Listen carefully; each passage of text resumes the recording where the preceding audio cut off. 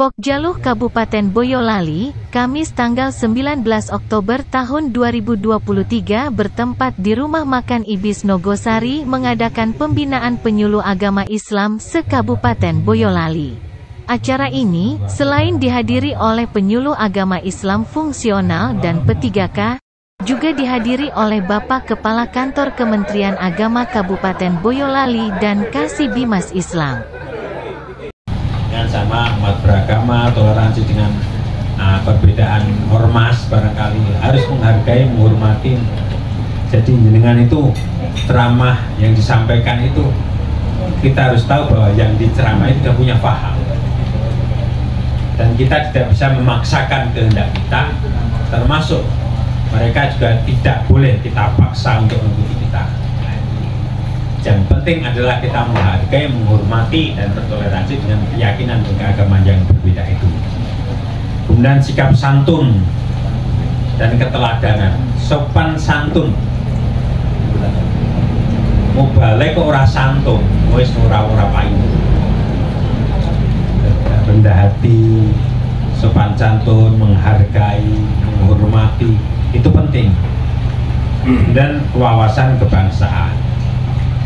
Jadi ada 4 hal penceramah itu harus memiliki sikap seperti itu.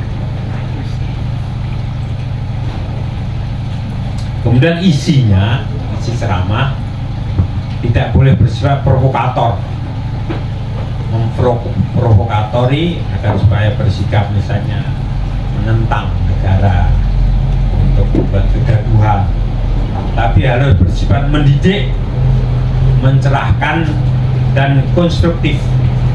Kemudian meningkatkan keimanan dan ketakwaan, baik hubungan baik intra dan antar umat beragama, dan menjaga hubungan bangsa dan negara, menjaga Pancasila, UUD 45, negara kesatuan Republik Indonesia. Kemudian tidak mempertentangkan unsur ras, suku, agama, ras, dan antar golongan,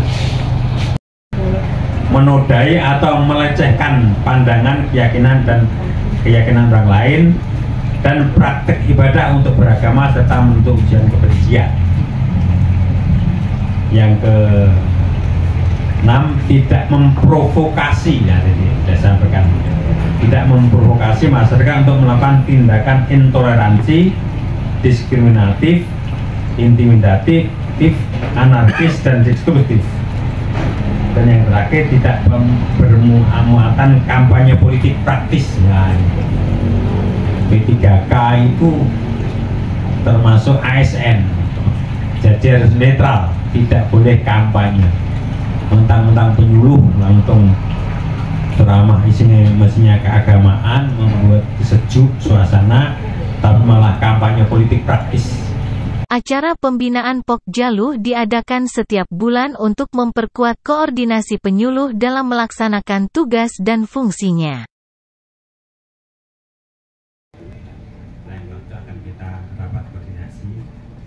Kemudian pertama saya ingin menyampaikan selamat dulu kepada Bapak Ibu penyuluh P3K yang tahun ini panjenengan diberi apresiasi oleh pemerintah untuk menjadi pegawai atau menjadi ASN dari unsur P3K.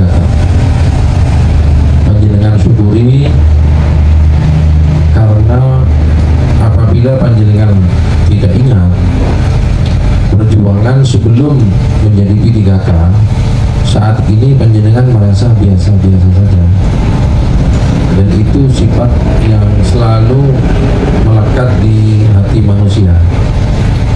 Ketika kita menginginkan sesuatu dan sesuatu itu kita dapatkan, maka itu menjadi biasa-biasa saja.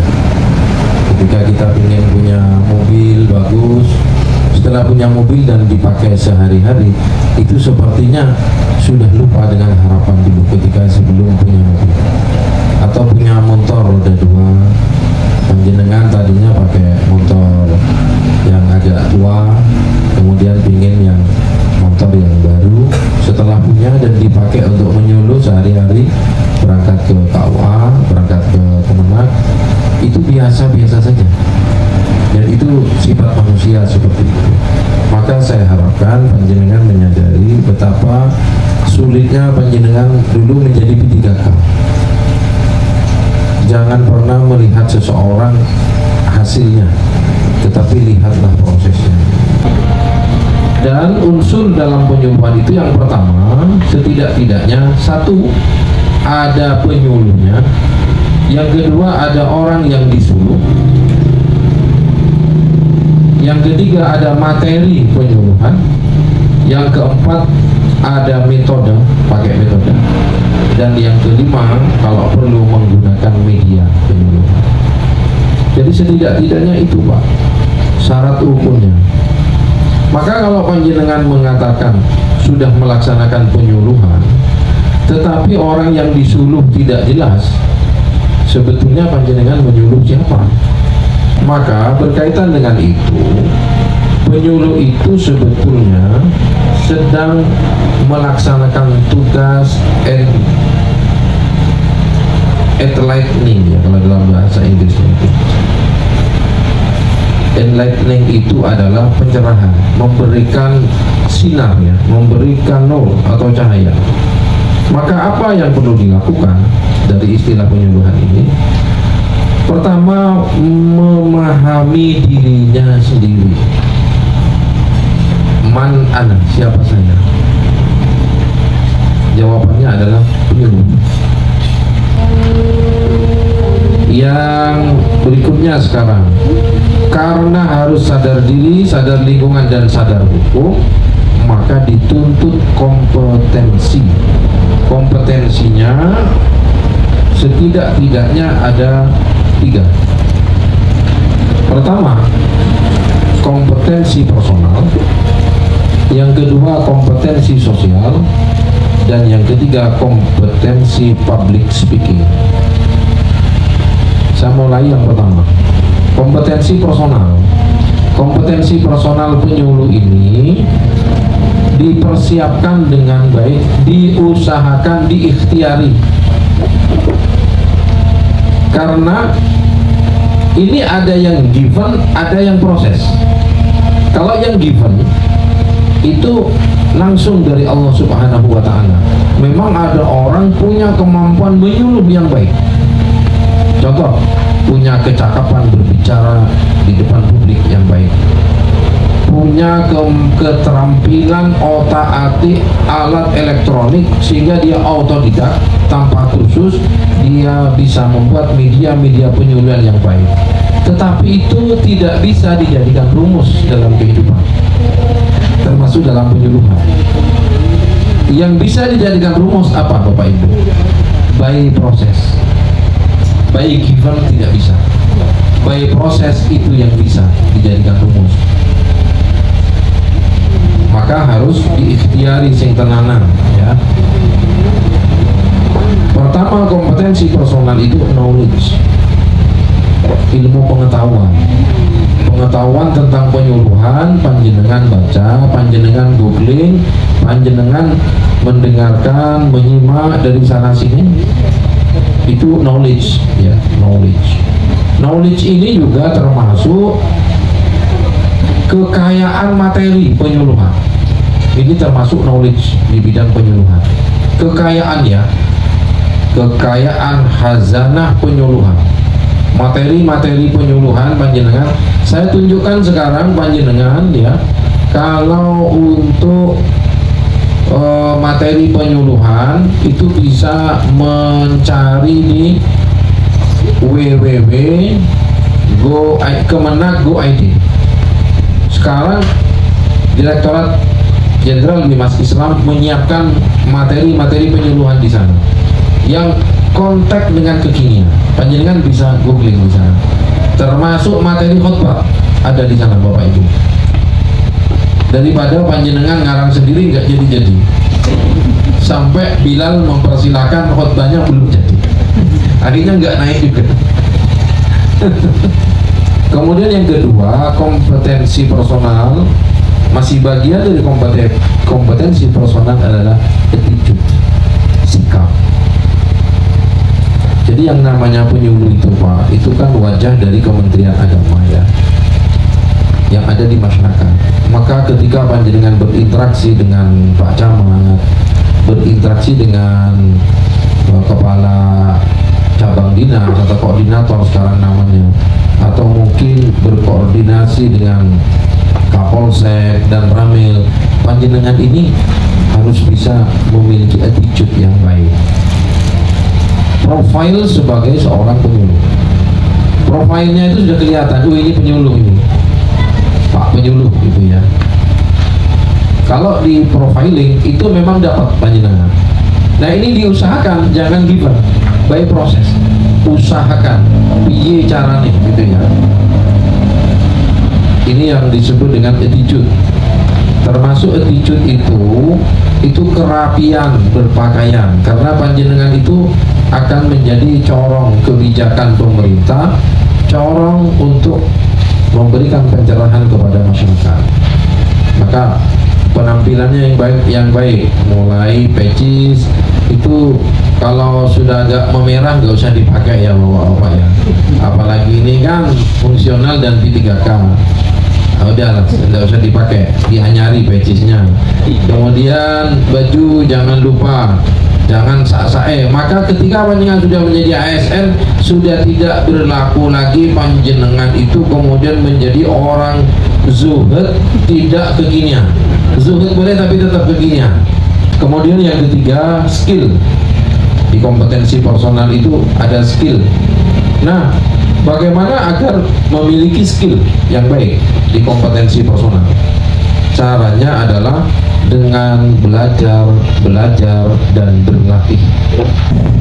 Penyuluh ini harusnya relasinya lebih luas dari kepala KUA dan penghulu, karena medannya lebih luas. Kenal dengan Pak Camat, kenal dengan Pak Kapolsek, kenal dengan Dan Ramil, kenal dengan kepala puskesmas, kenal dengan semuanya, sampai penyuluh pertanian, Babinsa, Babin Kamtipmas, sampai penjahat yang ada di situ itu kenal juga. Tapi ya nggak ikut gitu ya. Cuma akrab. Paling tidak Pak, begini.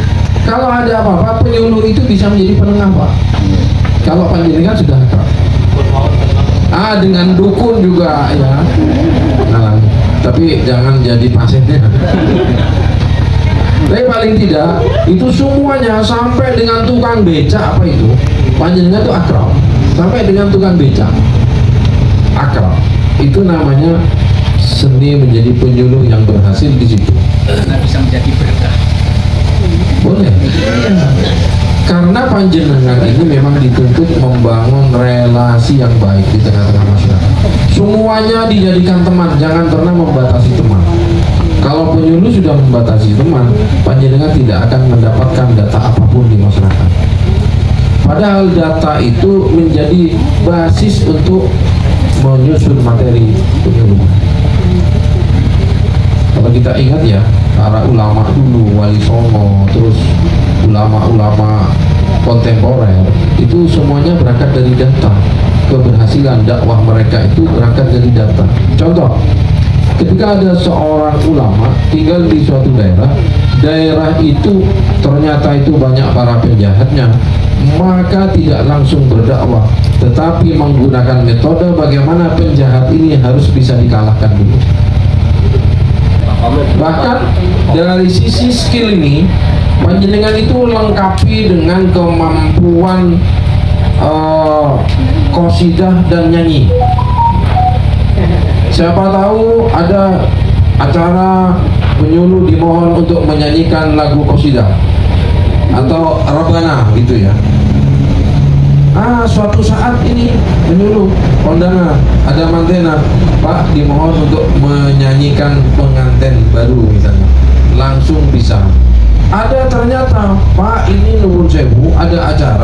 koriknya telat. Oh, ada penyuluh, siap kok, langsung maju ke depan Pak. Yuk, perkara suaranya itu kayak apa ya, gitu. Karena belum datang, koriknya belum datang, penyuluh tampil, mampu membangun relasi, mampu membaca psikologi sosial, di mana panjenengan memberikan pembinaan atau wilayah binaan panjenengan, psikologinya seperti apa, psikologi sosialnya, masyarakat di situ kecenderungannya apa. Pertama Pak, dilihat dari pendapatannya dulu Pak, caranya. Masyarakat Nogosari ini pendapatannya apa secara umum, karena itu berpengaruh pada mindset Pak. Contoh, menyuluh di daerah pertanian, panjenengan jangan pernah disamakan dengan daerah perkotaan yang isinya para pegawai, para pedagang, para pengusaha. Beda Pak. Punya kemampuan beradaptasi. Panjenengan itu bukan lahir di planet bersama alien-alien itu Pak, tapi ya lahir di Boyolali sini, maka panjenengan harus bisa beradaptasi dengan masyarakat Boyolali ini. Walaupun bisa jadi panjenengan beda paham, beda manhaj, bisa jadi Pak, panjenengan seperti itu. Tetapi dalam tugas kepenyuluhan panjenengan harus bisa beradaptasi. Maka penyuluh itu ya tidak bisa ditawar. Yang biasa kunut suatu saat tidak kunut, yang tidak kunut suatu saat kunut, itu penyuluh Pak. Biar orang lain bilang bunglon dan lain sebagainya, karena memang itu tuntutan peran panjenengan. Tidak bisa Pak, panjenengan itu tidak beradaptasi, tidak bisa dalam hidup ini, tidak bisa Pak. Maka panjenengan bagaimana ketika padahal panjenengan tidak hafal tahlil, tapi panjenengan ditugaskan di daerah yang tahlil menjadi kultur di situ. Mau tidak mau panjenengan yang ngapalin ke, nek nggak hafal bawa buku tahlil dibaca aja Pak. Daripada susunannya keliru, bawa aja. Tidak bisa Pak, tidak bisa ditawar Pak, penyuluh itu. Sama dengan saya ini mungkin super bunglon Pak. Karena saya pagi harus bisa di penyuluhan seperti ini, sore itu sudah di gereja Pak. Saya sudah harus membedah ajaran Yesus dan sebagainya. Padahal paginya saya di masjid sedang bicara dengan takmir-takmir. Maka jangan pernah panjenengan berangkat menyuluh tanpa membuat persiapan. Itu namanya hanya akan mempermalukan diri sendiri. Sailingi gampang aku biasa nyuluh gitu. Ini alamat panjenengan akan mempermalukan dirinya sendiri, tidak kasihan pada dirinya sendiri.